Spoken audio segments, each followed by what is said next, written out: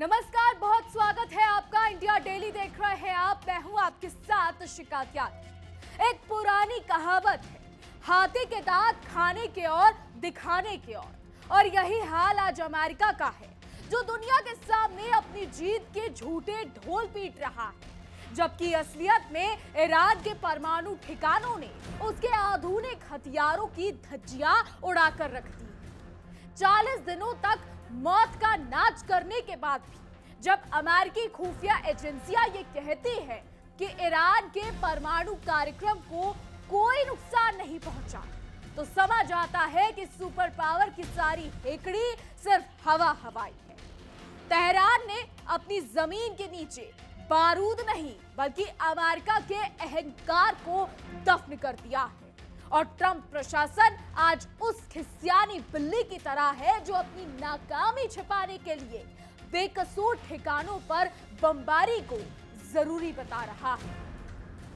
America की इस बौखलाहट का आलम तो देखिए। वो हॉर्मूज की लहरों पर ईरान की छोटी नावों से डरकर अपनी मिसाइलें दाग रहा है और फिर उसे अपनी बहादुरी की दास्तान बताता है। ये तो वही बात हुई कि बगल में छोरा और शहर में ढिंढोरा। तो खुद को दुनिया का रक्षक कहने वाला मुल्क आज अपनी ही बिछाई बिसात पर ईरान के हाथों मात खा चुका है। ट्रंप जिसे मिनी वॉर कहकर छोटा आंक रहे हैं, वो दरअसल अमेरिका की सामरिक हार का वो बड़ा अध्याय है जिसने साबित कर दिया कि ना तो वॉशिंगटन की धमकियां काम आ रही है और ना ही उसके घातक बम। ईरान ने अपनी जिद और जज्बे से अमेरिका के उस चेहरे को बेनकाब कर दिया है जो सिर्फ कमजोरों पर हमला करना चाहता है, पर फौलादी इरादों के आगे घुटने टेक देता है। दुनिया की आंखों में धूल झोंकने वाले अमेरिका और उसके कठपुतली इजराइल ने मिलकर ईरान पर 40 दिनों तक मौत का तांडव रचा, लेकिन हासिल क्या हुआ? तो आसमान से आग बरसाने वाले इन मुल्कों का गुरूर आज तेहरान की गलियों में खाक होता दिख रहा है। खुद को विश्व का सिपाही कहने वाला अमेरिका आज अपनी ही खुफिया रिपोर्ट्स के जाल में फंस गया है, जो चीख चीख कर कह रही है कि इतना बारूद फूंकने के बाद भी ईरान के परमाणु हौसले का बल अभी भी बाकी है। जो चीख चीख कर कह रही है कि जितना परमाणु अमेरिका ने फूंका है उसका कोई फायदा नहीं हुआ है, ईरान के परमाणु हौसले का बाल भी बाका नहीं हुआ है। हैरानी की बात देखिए कि जिस महाशक्ति ने ईरान को मिट्टी में मिलाने का दावा किया था, उसकी खुफिया एजेंसियों का आकलन पिछली गर्मियों से टस से मस नहीं हुआ। जून 2025 में जब अमेरिका और इजराइल ने ईरान के परमाणु ठिकानों पर कहर बरपाया था, तब बड़े बड़े विश्लेषकों ने छाती ठोककर कहा था कि अब ईरान 1 साल तक संभल नहीं पाएगा। लेकिन आज 40 दिनों के भीषण युद्ध के बाद भी तस्वीर वही ढाक के 3 पात वाली है, जो अमेरिका की सैन्य रणनीति पर एक बड़ा तमाचा है।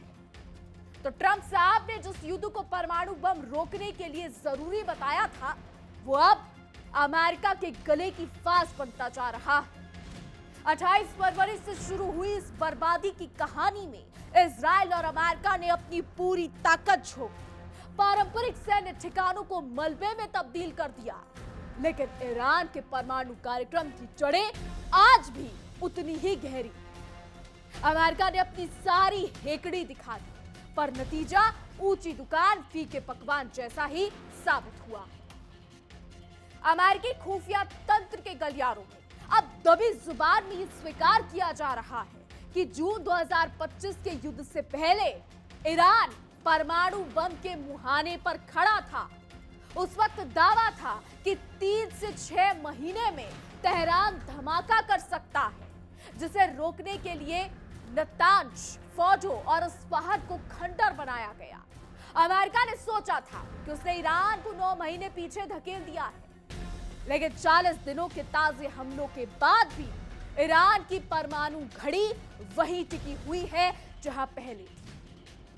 विडंबना देखिए, नताज और इस्फहान के प्लांट भले ही मलबे का ढेर बन गए, लेकिन ईरान का असली खजाना यानी 60% तक संवर्धित 440 किलोग्राम यूरेनियम आज भी अमेरिका की पहुंच से कोसों दूर है। अमेरिकी जासूस अंधेरे में हाथ पांव मार रहे हैं। उनका मानना है कि ये बेशकीमती यूरेनियम इस्फहान की किसी गुप्त सुरंग में दफन है। ट्रंप साहब जिसे न्यूक्लियर डस्ट कहकर उसे हथियाने के सपने देख रहे हैं, वो सपना फिलहाल तो धंसता हुआ नजर आ रहा। ईरान ने अपनी चालों से अमेरिका को चारों खाने चित रखा। एक तरफ वो यूरेनियम संवर्धन रोकने का प्रस्ताव देता है, तो दूसरी तरफ अमेरिका की नाक के नीचे उसकी नौसेना को चुनौती देता है। 9 अप्रैल से कागज पर तो युद्ध विराम लागू हुआ है, लेकिन हकीकत में हॉर्मुज जलडमरू मध्य में बारूद की गंध अभी थमी नहीं है। अमेरिका के 2 विध्वंसक जहाजों पर जब ईरान की छोटी नाव और ड्रोन्स ने हमला किया तो सुपर पावर की पूरी दुनिया में किरकिरी हो गई, जो अब डोनाल्ड ट्रंप साहब को पच नहीं रही है। ट्रंप भले ही व्हाइट हाउस में खड़े होकर ये डींगे हाँक रहे हो कि ईरान की ताकत खत्म हो चुकी है और उनकी कार्रवाई बेहद सफल रही है, लेकिन जमीनी हकीकत कुछ और ही कहानी बयां करती है। ट्रंप का ये कहना कि ईरान के पास ना नौसेना बची ना वायुसेना बची किसी मजाक से कम नहीं लगता। अगर ईरान इतना ही कमजोर हो गया है तो फिर अमेरिकी बेड़ों को वहां जान बचाकर क्यों भागना पड़ रहा है? क्यों अमेरिकी बेड़े समुद्र से भाग रहे हैं? ये तो वही बात हो गई कि कहने और करने में फर्क होता है। असली खेल क्या है? आखिर फारस की खाड़ी में क्या चल रहा है? अगर ट्रंप ये कह रहे हैं कि ईरान तबाह हो चुका है, ईरान के पास कुछ नहीं है, तो फिर अमेरिकी जंगी बेड़े हॉर्मुज से क्यों भाग रहे हैं? ये मिस्टर डोनाल्ड ट्रंप से कोई पूछे। बता दें कि मीडिया रिपोर्ट्स के मुताबिक और नेशनल स्मॉल बिजनेस वीक के मंच का इस्तेमाल करके ट्रंप ने इस पूरे ऑपरेशन को मिनी वॉर करार दिया, लेकिन यह मिनी वॉर अमेरिका के लिए बड़ी मुसीबत बनता जा रहा है।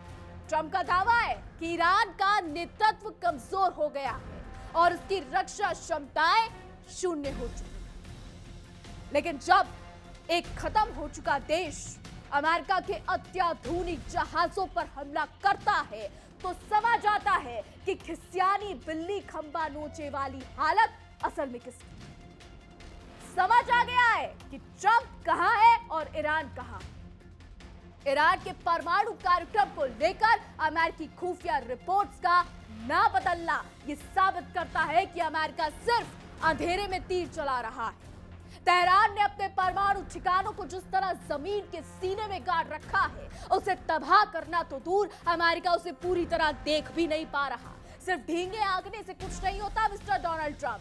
लोग ये भी कहते हैं कि अगर जिस चीज तक आप पहुंच ही नहीं पा रहे हैं, फिर कैसे आपने उसे खत्म कर दिया।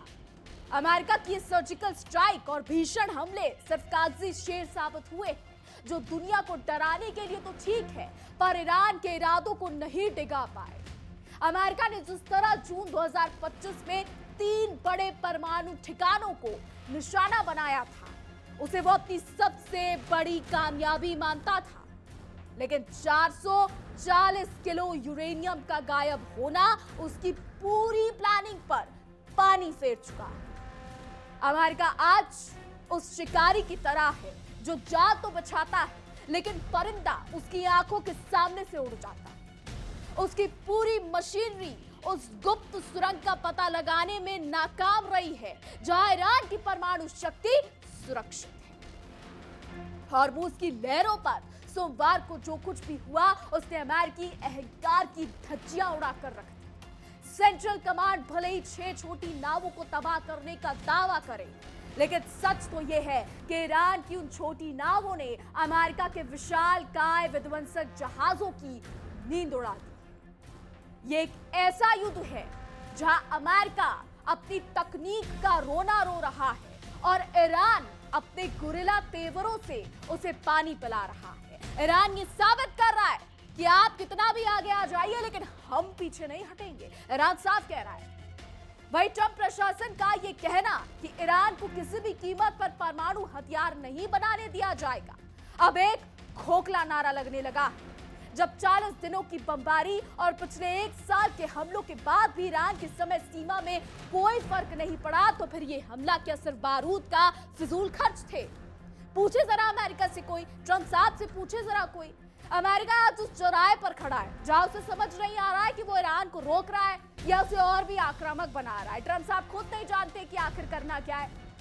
ईरान के शीर्ष नेताओं पर ट्रंप की टिप्पणी भी उनके हताशा को दर्शाती। वो कह रहे हैं कि ईरान का नेतृत्व अब प्रभावी नहीं रहा, लेकिन वही नेतृत्व आज भी अमेरिका की हर शर्त को ठुकराकर अपनी शर्तों पर बात कर रहा है। तो अमेरिका के लिए ईरान आस्तीन का सांप बन गया है, जिसे वो ना तो निगल पा रहा है और ना ही उगल पा रहा है। उसकी सारी सैन्य ताकत एक ऐसे लक्ष्य के पीछे भाग रही है जो सिर्फ और सिर्फ उसकी फजीहत करा रहा है। अमेरिका ने इस युद्ध के जरिए अपनी सैन्य व्यवस्था का जो प्रदर्शन किया, उसने उसे दुनिया के सामने कटघरे में लाकर खड़ा कर दिया। रडार, मिसाइल डिफेंस और नौसैनिक ताकत खत्म होने का दावा करने वाले मिस्टर डोनाल्ड ट्रंप शायद ये भूल गए हैं कि घायल शेर और भी खतरनाक होता है। ईरान की परमाणु जिद के आगे अमेरिका का हर दाव उल्टा पड़ता दिख रहा है और अब वो अपनी इज्जत बचाने के लिए मिनी वॉर जैसे शब्दों का सहारा ले रहा है। तो यूरेनियम संवर्धन रोकने का ईरान का ताजा प्रस्ताव भी एक सोची समझी चाल लगता है। वो जानता है कि अमेरिका इस वक्त युद्ध विराम और अपनी साख बचाने के बीच झूल रहा है। ईरान ने अपनी शर्तों पर मेज पर आने का संकेत देकर अमेरिका को यह बता दिया है कि बमों से उसकी आवाज नहीं दबाई जा सकती। अमेरिका जिसे अपनी जीत बता रहा है, वो दरअसल उसकी कूटनीतिक और सामरिक हार की शुरुआत। इस 40 दिनों के युद्ध ने यह साफ कर दिया कि आधुनिक तकनीक और भारी बमबारी हमेशा नतीजे नहीं देती। ईरान ने जिस तरह अपने परमाणु भविष्य को सुरक्षित रखा है, उससे पेंटागन के बड़े बड़े रणनीतिकारों के माथे पर पसीना ला दिया। अमेरिका की स्थिति आज आसमान से गिरे और खजूर में अटके वाली, जहां वो ईरान को पूरी तरह तबाह भी नहीं कर पा रहा और खुद को सुरक्षित भी नहीं रख पा रहा। डोनाल्ड ट्रंप जब ईरान पर हमले कर रहे थे तो व्हाइट हाउस में बैठकर बड़े खुश हो रहे थे कि अब तो भाई ईरान में अमेरिकी झंडा लहराएगा, ईरान के तेल पर हमारा कब्जा होगा। भाई कड़े बयान डोनाल्ड ट्रंप ने दे दिए, बड़े बड़े बयान डोनाल्ड ट्रंप ने दे दिए, लेकिन नतीजा क्या हुआ? सिर्फ हार, सिर्फ शिकस्त और सुपर पावर के मुंह पर वो तमाचा। अब क्या अमेरिका वाकई में उन भूमिगत सुरंगों तक पहुंच पाएगा जहां पे संवर्धन है, या फिर वो इसी तरह न्यूक्लियर डस्ट का राग अलापता रहेगा? ट्रंप का दावा है कि वो यूरेनियम का भंडार हासिल कर लेंगे। हकीकत से परे ये दावा नजर आता है। ईरान ने अपने संसाधनों को जिस तरह फैला रखा है, उसे ढूंढना अमेरिका के लिए भूस के ढेर में सुई ढूंढने जैसा है। यानी ये कार्य असंभव अमेरिका के लिए हो गया है। अमेरिका की सैन्य कार्रवाई ने सिर्फ धूल उड़ाई है, ईरान के इरादों को नहीं उड़ाया है। तो 9 अप्रैल का युद्ध विराम अब केवल एक औपचारिक दस्तावेज बनकर रह गया है। हॉर्मुज में बार बार होती झड़पें और अमेरिका का पलटवार ये बताने के लिए काफी है कि शांति का सूरज अभी बहुत दूर। अमेरिका खुद को इस क्षेत्र का मालिक समझता है, लेकिन ईरान की छोटी नावें उसकी बादशाहत को दिन रात चुनौती दे रही है। ये युद्ध अब हथियारों का नहीं, बल्कि साख और सब्र का बन गया। अंत में ये कहना गलत नहीं होगा कि अमेरिका ने इस पूरे प्रकरण में केवल अपनी बर्बरता दिखाई है, बुद्धिमानी नहीं। वो दुनिया को ये विश्वास दिलाना चाहता है कि उसने ईरान की कमर तोड़ दी है, लेकिन हकीकत तो ये है कि ईरान का परमाणु कार्यक्रम आज भी अमेरिका की आंखों में आंखें डालकर खड़ा है। अमेरिका की ये झूठी शान उसे किसी गहरे गड्ढे में ले जाएगी, क्योंकि जिस दुश्मन को वो खत्म मान रहा है, वही उसकी सबसे बड़ी नाकामी का गवाह बनेगा। तो अमेरिका को यह समझ लेना चाहिए कि बारूद की गंध से विचार और तकनीक को नहीं मिटाया जा सकता। उसने अपना खजाना और अपनी साख इस 40 दिनों के खेल में दांव पर लगा दी, फिर भी वो उसी मोड़ पर खड़ा है जहां से शुरू हुआ। ईरान ने हौसलों को कुचलने का अमेरिकी ख्वाब फिलहाल तो मलबे में दबता हुआ नजर आ रहा है और दुनिया देख रही है कि कैसे एक सुपर पावर ही अपने बनाए हुए जाल में उलझकर रह गया है। तो ईरान और अमेरिका के बीच मचे इस घमासान में एक बात तो यहां पर बिल्कुल साफ और बिल्कुल सटीक है कि वॉशिंगटन की हेकड़ी अब ढीली पड़ती नजर आ रही है। जिस अजय अमेरिकी सेना का डंका पूरी दुनिया में बजता था, उसे ईरान के तटीय इलाकों में अपनी सुरक्षा के लिए पसीने बहाने पड़ रहे हैं। ट्रंप साहब बड़े गर्व से कहते हैं कि ईरान की रक्षा प्रणाली जीरो हो गई है, लेकिन अगर ऐसा है तो फिर हॉर्मुज में उनके विध्वंसक जहाजों को भागने का रास्ता क्यों नहीं मिल रहा? या तो ये तो वही बात हो गई कि ट्रंप बयान तो दे रहे हैं लेकिन असल में कुछ नहीं। यानी एक यहाँ पर कहावत आपको बता देते हैं कि कहने और करने में फर्क होता है। ट्रंप साहब कह तो रहे हैं लेकिन कर वो रहे नहीं है। यानी अपनी बादशाहत का ढोल तो पीट रहे हैं और अंदर से उनके दिल में डर जो है वो साफ नजर आ रहा है। तो अमेरिका की सैन्य कार्रवाई का सबसे कमजोर पहलू उसकी अपनी खुफिया जानकारी है। कल तक जो एजेंसियां दावा कर रही थी कि ईरान 3 महीने में बम बना लेगा, आज वो कह रही है कि 40 दिनों की भीषण बमबारी के बाद भी स्थिति जस की तस है। रिपोर्ट्स के मुताबिक इसका सीधा मतलब है कि अमेरिका के अरबों डॉलर के मिसाइल और बम सिर्फ पत्थरों को तोड़ने के काम आए। ईरान के फौलादी इरादों और इसकी वैज्ञानिक प्रगति का वो कुछ नहीं बिगाड़ पाए। अमेरिका ने सोचा था कि वो ईरान को पत्थर युग में भेज देगा।